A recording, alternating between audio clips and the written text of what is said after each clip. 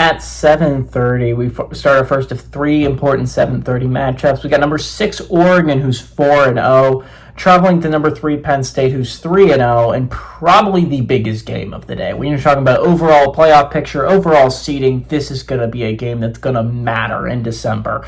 Penn State favored by 3.5 points on NBC. Dante Moore for the Dogs has gone 71-95, thrown for 962 yards, 11 touchdowns, 1 interception. Gene Limer has had 32 carries for 215 yards and 3 touchdowns, and Decorian Moore has had 12 catches for 207 yards and 2 touchdowns. Drew Aller's gone 57 of 88, thrown for 626 yards, 4 touchdowns, 1 interception. Katron Allen's had 34 carries for 273 yards and 3 touchdowns, and Trevor Penna has had 13 catches for 166 yards and a touchdown. Penn State's 3-2 against the Ducks all time.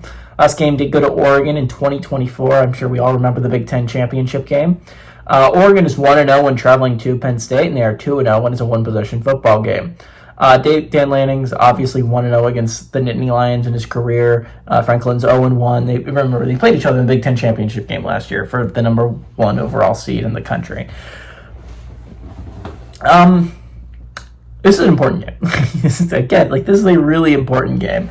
When you're talking about overall playoff picture, and again, I feel like both these teams feel like they're probably going to be in the college football playoffs come December, but a win here would go a long way. You're talking about both these teams have 2 ranked teams left on their schedule. For Oregon, it's Indiana and USC. For Penn State, it's Indiana and Ohio State. So a win here would go, I think, a very long way for Penn State, because I think you're looking at that schedule for Penn State. There's a 3-game stretch where they play Iowa on the road, by the way, Ohio State on the road, and then they get Indiana at home.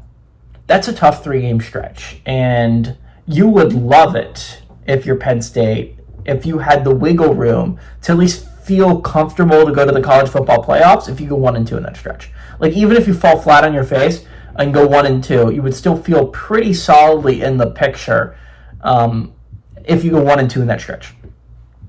Oregon, on the other hand, if you win, you're putting yourself just like in a great spot. I don't know if there's 3 teams on Oregon's schedule that could beat them. I mean, there is. Iowa is in there. Indiana could do it. USC could do it. Washington could theoretically do it. But again, Oregon, you're feeling pretty good if you're 5-0, right? Like you have 2 Big Ten wins. You would just feel pretty damn good if you're Oregon heading into October. That's an important month when you're talking about college football. Again, Oregon plays Indiana next week. That's going to be a massive game for both teams. Likely, it could be an undefeated versus an undefeated matchup. And Indiana, if they were to win there and they were still undefeated, that would for sure punch their ticket. They're going to the college football playoffs. Now, again, I feel like I'm saying that too early. I really hate it when people are like, they're a lock. I won't say that they're a lock, but I would find it very difficult to believe that Indiana would find a way to work themselves out of the college football playoffs if that was the experience. Same with Oregon. If they win the next 2, I feel like they're close to a lock. I wouldn't say a lock yet because, again, Iowa and Washington are still on the schedule. Those are slip-up games.